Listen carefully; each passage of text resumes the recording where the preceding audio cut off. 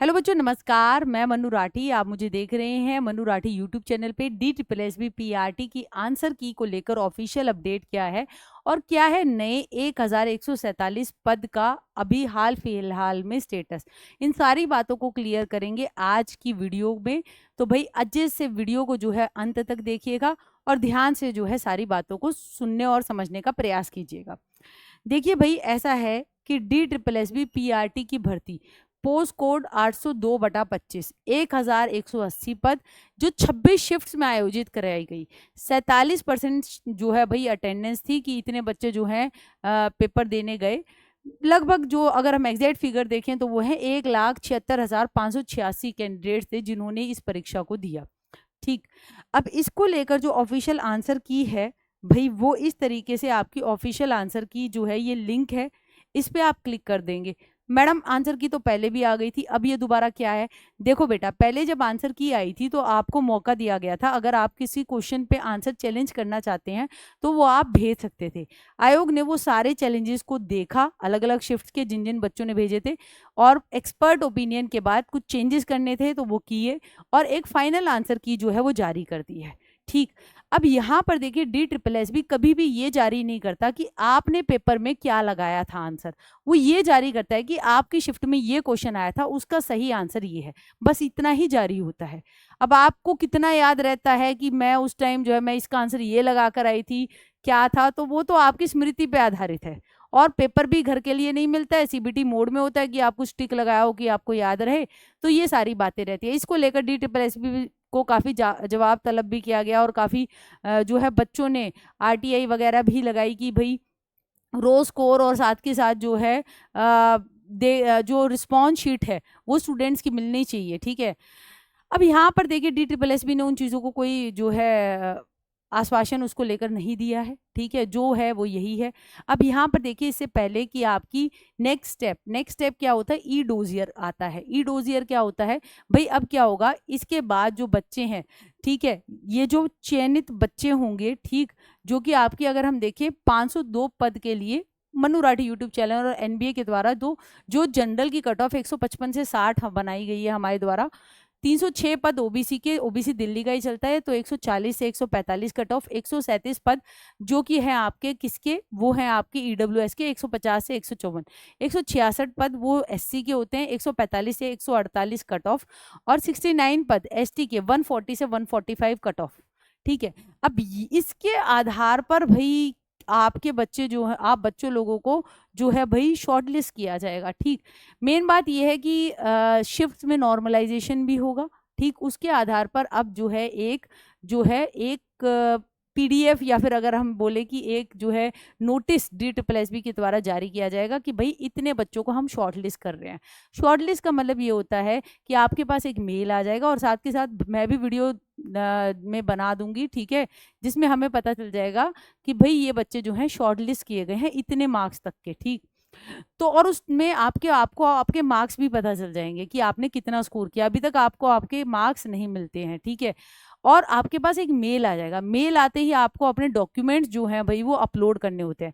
अब यहाँ पे दुगने कैंडिडेट्स को तो मेल आता ही आता है। ठीक है, मेल आने का मतलब 100% ये नहीं है कि आप जॉब लग गए और ये भी नहीं है कि आप नहीं लगेंगे। अल्टीमेटली देखा जाएगा कि मेरिट कितनी जाती है, कट ऑफ कितनी जाती है, उस कट ऑफ में आप उन टॉपर्स बच्चों में थे तो आपको जॉब मिल जाएगी, वरना जो है जी रह जाएंगे। उससे पहले भाई एक चीज, एक सर्टिफिकेट जरूर बना लीजिए। वो सर्टिफिकेट किसका है? वो है भाई OTPRMS का।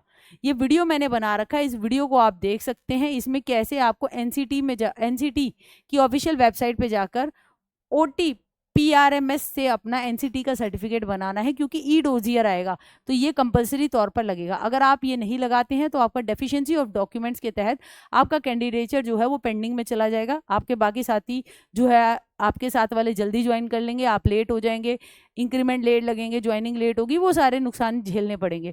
तो अभी से अप्लाई कर दीजिए। ठीक है, और जिसने कर रखा है, जिसके फिर दिक्कत आ रही है कि कोई, तो वो द्वारका जा सकता है NCT के दफ्तर में और अपना जो है ये NCT सर्टिफिकेट बना सकता है।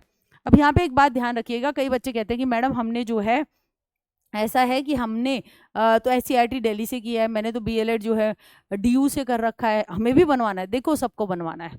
ठीक है, और जो आरसीआई से द्वारा स्पेशल वाले बच्चे हैं भाई उनका सर्टिफिकेट एनसीटी तो नहीं बनाएगा, वो तो आरसीआई ही बनाएगा। ठीक, अब यहाँ पर जब आंसर की डाउनलोड करनी है तो किस तरीके से क्या डाउनलोड करनी है, आप ऐसे इस लिंक पे जाएंगे, ठीक है, अपना एप्लीकेशन नंबर और यूजर पासवर्ड और कैप्चा कोड डालेंगे, लॉगिन आ जाएगा।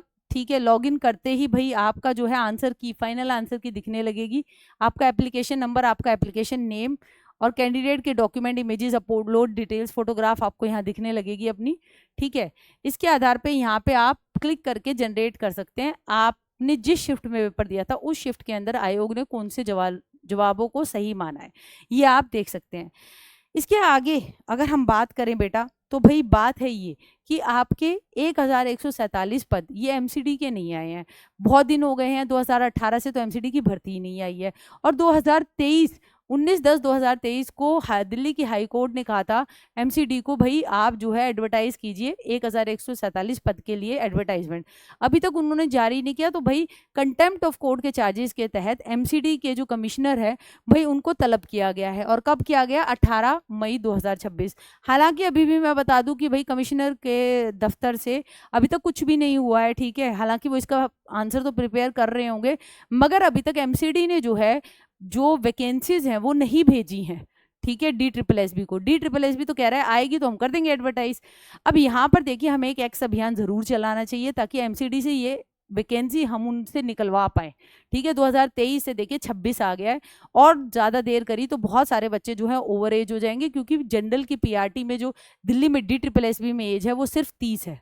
ठीक, तो अगर आप एक मौका चाहते हैं तो मैं आपके साथ हूँ, मन्नू राठी यूट्यूब चैनल पे हम ज़रूर एक एक्स अभियान चलाएंगे, और एमसीडी के जो चेयरमैन साहब हैं, ठीक, कमिश्नर साहब हैं, उनको एक रिक्वेस्ट भी है इस प्लेटफॉर्म से, सर प्लीज़ बहुत सारे बच्चे ओवर एज हो जाएंगे, इस वैकेंसी को जल्द से जल्द रिलीज़ करें। और साथ के साथ जो बच्चे एमसीडी में पढ़ रहे हैं वो भी टीचर्स की कमी के कारण देखिए काफ़ी कुछ सह रहे हैं, क्योंकि टीचर प्रमोट भी होते हैं, रिटायर भी होते हैं, कुछ छोड़ भी देते हैं जॉब।